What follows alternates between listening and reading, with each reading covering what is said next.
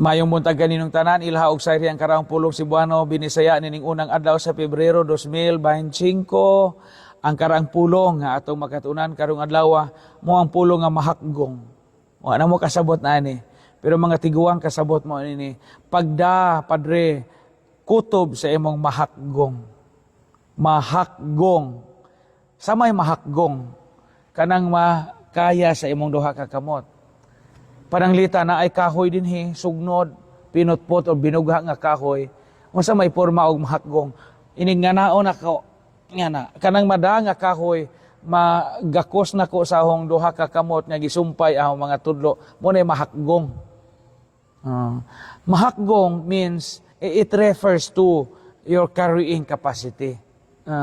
It entails a carrying capacity of the two hands joined together. Mo na mahakgong.